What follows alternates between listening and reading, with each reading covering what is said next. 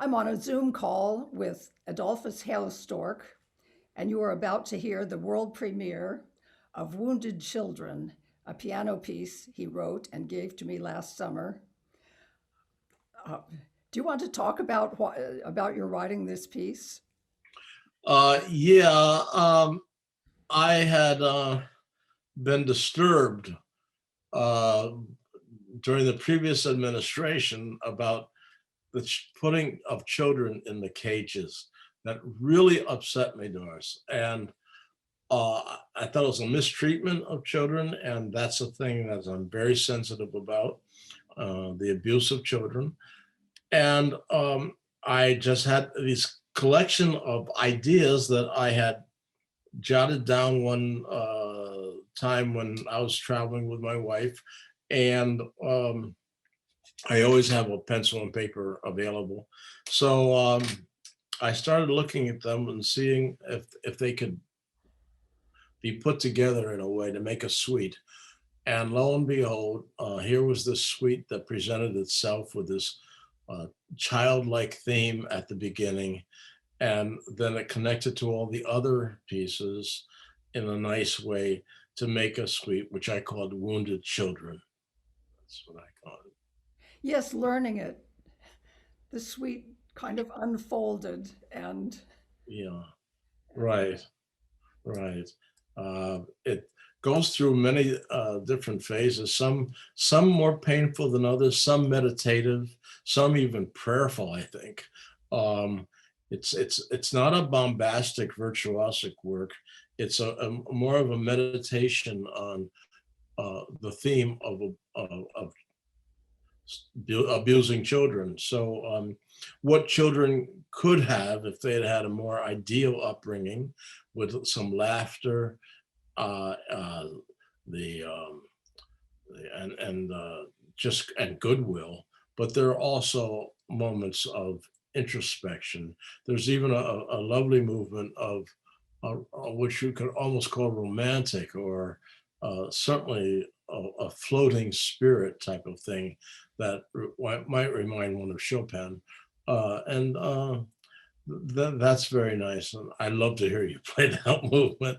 And I think we agree that's our favorite movement. yes, right. And so that's how this piece came to being, and what people who are listening to it can expect to hear. Something moving from childlike simplicity to greater complexity, even touches of jazz, and many different moods, since childhood can have many different moods. And I meant it as a I don't know, as I said, a commentary on what it's like, and wounded children is what prompted it. Mhm. You've written a lot of works with themes actually from American history. I was thinking it's almost a chronicle of, I was looking, there's one about Crispus Attucks. Addicts, He right? was a Yeah, runaway slave, possibly. yeah. He was well. He was living in Boston. I think it was in Boston, but wherever yeah, the Boston Husker. And he was the first person to die in the revolution. Who would have ever thunk it? And uh, during those times, and he was a mixed blood. His father was African, I think, and his mother was Indian. And he led the charge against the British in Bunker Hill. I think it was Bunker Hill. Wow. And but Yeah, I have other pieces that I just had a piece premiered for brass, trumpet, horn, and trombone, called Ghosts in Gray and Blue, which was a reflection on the Civil War. So many of my pieces are reflections on historical moments, some before I was born and some during my time of life. For instance, there's a piece called Done Made My Vow, for chorus and orchestra and soloists on the civil rights era. And currently I'm working on a piece reflecting on the death of African Americans at the hands of police, called A Knee on the Neck. And it's interesting, I've been watching the trial at the same time I've been extracting the parts for this big piece. And they're talking about the very thing that's mentioned in this oratorio or this cantata. So that's where I am. I just can't, I think I'm more prone to write reflecting the situations, human situations that move me, rather than abstract material. And that's just the way I work. Yeah. Mhm.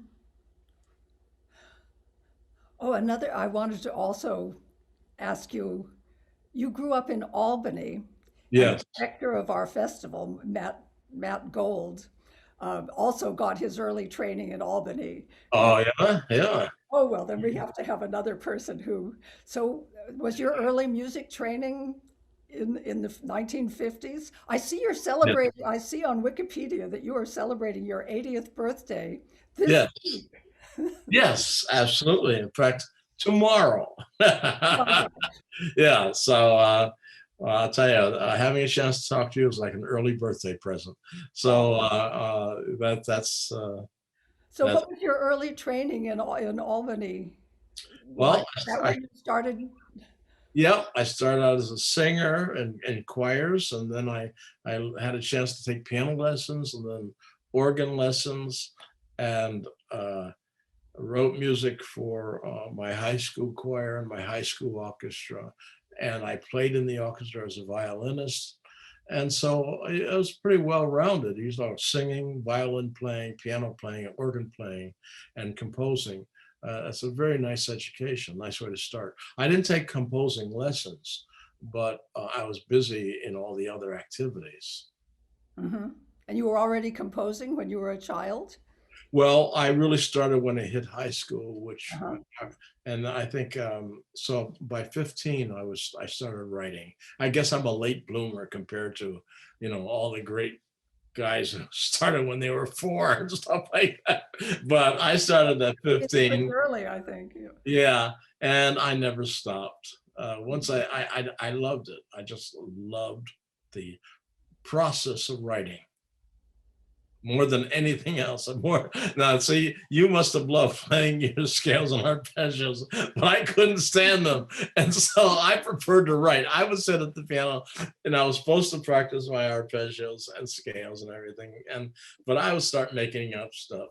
And I think it was Ravel who said that's what made him convinced that he was really going to composition rather than be a concert pianist like you were. Yeah. Hmm.